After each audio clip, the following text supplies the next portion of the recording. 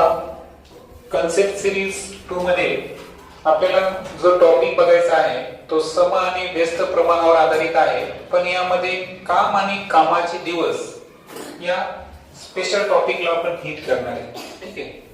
आता समप्रमाण तुम्हाला माहित आहे की सपोज x हे y च्या समप्रमाणात असेल तर तुम्ही काय करता, x ky आणि यावरून k ची किंमत काय करता तुम्ही x छेद y आणि त्यावरून समीकरणाचा आपण काय करतो, सूत्र तयार करतो. आता समचलन हे केव्हा यूज करतो आपण, जेव्हा एक राशी वाढल्याने दुसरी राशी पण वाढत असेल आणि एक राशी कमी होण्याने दुसरी राशी पण कमी होत असेल तर त्यांना आपण म्हणतो डायरेक्ट व्हेरिएशन, समप्रमाण. बरोबर. आणि समप्रमाणाचा नियम तुम्हाला माहित आहे की समप्रमाणामध्ये जर आपण एक उदाहरण घेतलं, समजा की 24 पेनांची किंमत ही 480 आहे तर 36 पेनाची किती, तर कितीसाठी तुम्ही काय कन्सिडर करता, x कन्सिडर करता. यामध्ये तुम्हाला माहित आहे की समचलन असेल तर सरळ सरळ आपल्याला काय करायचा असतो, तिरकस गुणाकार. मग यामध्ये x ची किंमत काढताना तुम्हाला माहित आहे की 36 च्या सोबत कोण आहे, 480 गुणाकारामध्ये तुम्ही घेता आणि x सोबत जे 24 आहे ते तुम्ही कुठे घेता, भागाकारामध्ये. आणि 24 दुनी 48 आणि यावरून 36 गुणिले 20 म्हणजे 720 रुपये ही 36 पेनांची किंमत, हे तुम्ही चलनानं काढलेलं आहे. आता हे झालं डायरेक्ट व्हेरिएशन, है ना, समप्रमाण. त्यानंतर जे दुसरा प्रकार आहे तो आहे व्यस्त चलनाचा. ओके, सो वाटल्यास त्याला आपण टायटल देऊन टाकू की हे कोणतं चलन आहे, समचलन. आता आपण जे दुसरं चलन डिस्कस करायलो ते आहे व्यस्त चलन. व्यस्त चलन केव्हा यूज मध्ये येईल बरं, जर पहिली राशी जेव्हा आपण वाढवतो तर दुसरी राशी जर कमी होत असेल किंवा पहिली राशी कमी करताना दुसरी राशी जर वाढत असेल तर अशा वेळेस तिथं काय असतं, व्यस्त प्रमाण. जसं की कामाचे दिवस आणि मजूर वाढवले तर कामाचे दिवस कसे होतील, कमी. तुम्ही पुस्तक वाचायले, जितकी पुस्तकांची पानं तुम्ही दररोज वाचणार तितकं पुस्तक संपवण्याचे दिवस कसे होणार, कमी. सो त्याला आपण म्हणतो व्यस्त चलन. व्यस्त चलनचं जे रिप्रेझेंटेशन आहे ते कसं करतो आपण, x is inversely proportional to y, x is equal to k upon y आणि यावरून x is equal to k is equal to काय सूत्र तयार होतं, xy किंवा xy is equal to k असं एक चलनाचं समीकरण तयार होतं. बरोबर. आता उदाहरण दाखल जर घेतलं आपण तर समजा मी म्हणलो की एक पुस्तक आहे तर दररोज जर मी पुस्तकाची 80 पानं वाचली तर ते पुस्तक मी 18 दिवसात संपवतो. आणि जर मी दररोज त्या पुस्तकाची जर 40 पानं वाचली तर ते पुस्तक मी किती दिवसात संपवेल. बरोबर. आता पुस्तकांची संख्या, पानांची संख्या काय केली बरं, मी कमी केली. मग आता दिवस काय व्हायला पाहिजे, वाढायला पाहिजे. मग अशा वेळेस या ठिकाणी तुम्हाला कोणत्या प्रकारचं करायचं आहे, समोरासमोर करायचं. जसं आपण इथं तिरकस गुणाकार सांगितला, इथं कोणता गुणाकार येईल, समोरचा. सो x गुणिले 40 बरोबर 80 गुणिले 18 आणि यावरून x बरोबर 80 गुणिले 18 भागिले 40. सो 40 दोन्ही 80 आणि x वरून तुम्ही कोणती किंमत काढता, 36. आता हे झालं व्यस्त प्रमाणात. पण आता जी आपली मूळ कन्सेप्ट आहे काम व कामाचे दिवस, तर यामध्ये कोणत्या लेवलला गणित येऊ शकतात त्याचं एक एक्झाम्पल आपण समजून घेऊ. पण ते गणित समजून घेण्याच्या अगोदर किंवा चला त्या गणितामध्येच आपण एक कन्सेप्ट समजून घेत चलो. गणित असं आहे की एक काम पूर्ण करण्यासाठी A ला किती दिवस लागतात, 12 दिवस. B ला किती दिवस लागतात, 20 दिवस. त्यानंतर दोघांनी मिळून हे काम किती दिवसात? 3 दिवस पूर्ण केल्यावर.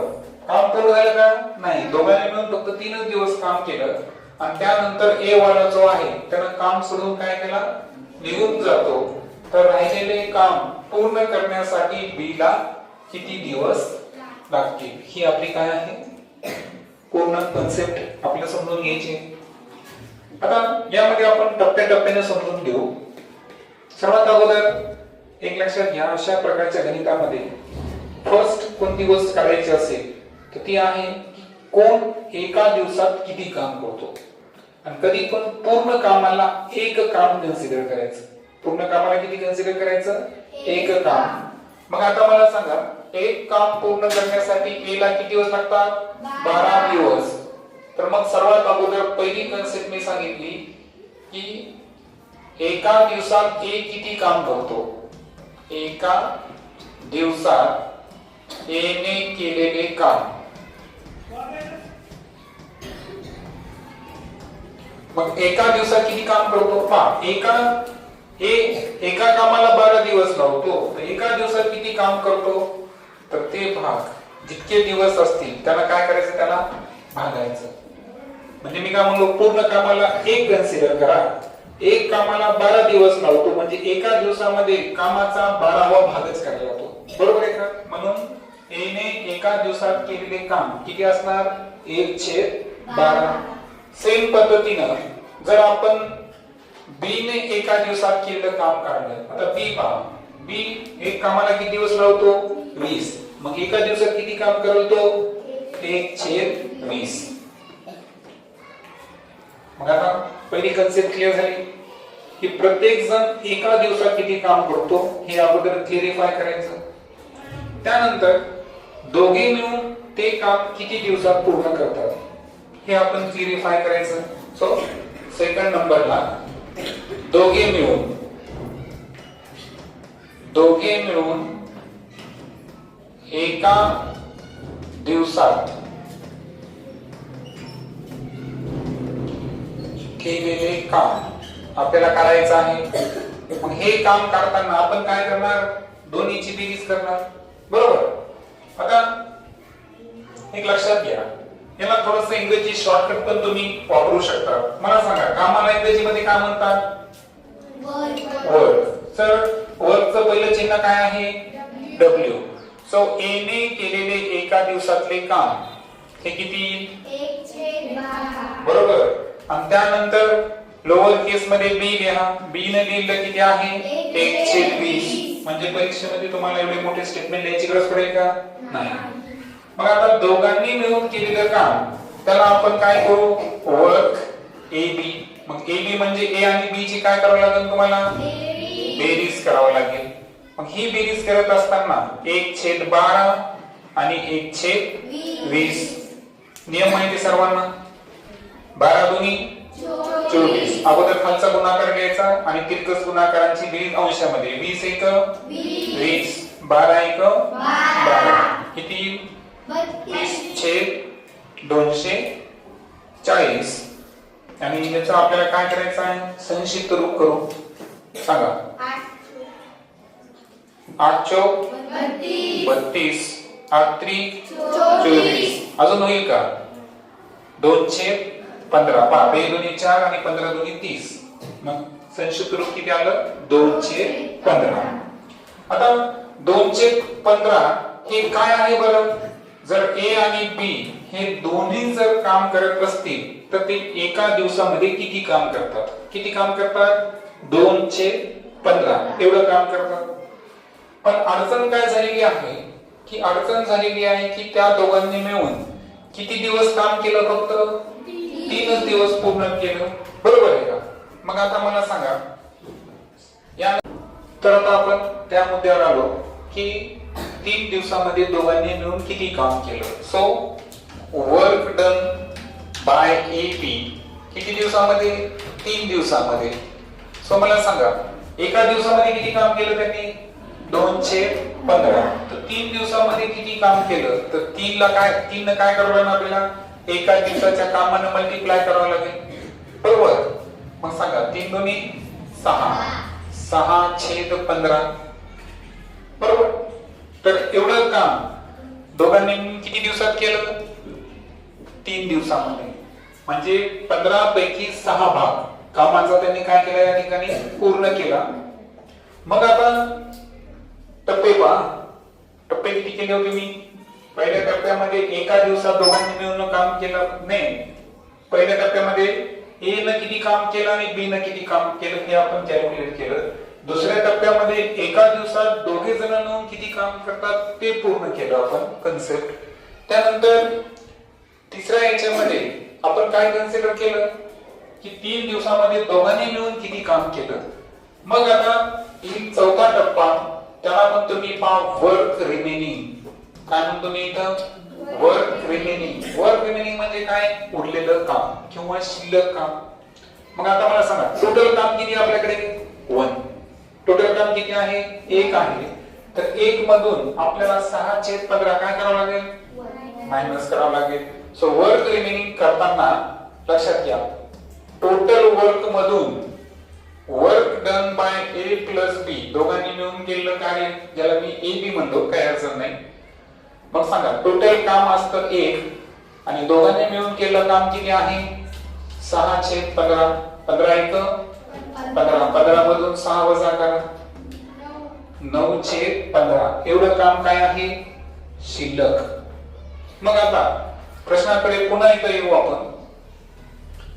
प्रश्न काय सांगतो की आता ए तर काम सोडून करून निघून गेला. मग बी हे काम किती दिवसात पूर्ण करेल? मग आता मला सांगा बी जे आहे हा किती दिवसात पूर्ण करेल हे काढण्यासाठी काय करावं लागेल बरं आपल्याला?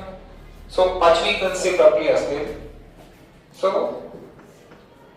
Number of days for B है ना. बी साठी आता आपल्याला काय करायचं आहे? नंबर ऑफ डेज करायचे आहे. मग आता सर्वात महत्त्वाचं काय आहे की काम किती शिल्लक आहे? काम किती शिल्लक आहे? 9/15 एवढं काम शिल्लक आहे. बरोबर. मग आता जे रिमेनिंग वर्क आहे ना या रिमेनिंग वर्कला आपण काय करायचं माहितीये का की बी एका दिवसात किती काम पूर्ण करतो त्याने त्याला भागायचं आहे. मग मला सांगा बी न एका दिवसात किती काम केलं होतं? 1/20. सो वर्क डन बाय बी घेऊ आपण. सांगा वर्क रिमेनिंग किती आहे?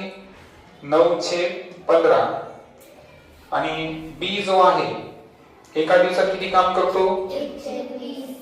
1/20. बरोबर. छेदातला छेद कुठे जातो? अंशामध्ये. सो 20 गुणिले 9. लक्षात आलं का? छेदातला छेद कुठे गेला? अंशामध्ये. 15. सांगा 5×3 5×4 3×1 3×3 मग 4 गुणिले 3 म्हणजे किती दिवस आले? 12 दिवस. तर अशा पद्धतीनं जे नंबर ऑफ डेज त्याला लागणार आहे ते करताना आपण जे उर्वरित काम आहे त्याला बी एका दिवसात किती काम करतो त्यानं जेव्हा आपण भागू तेव्हाच ते दिवस निघते. अशा पद्धतीची कन्सेप्ट.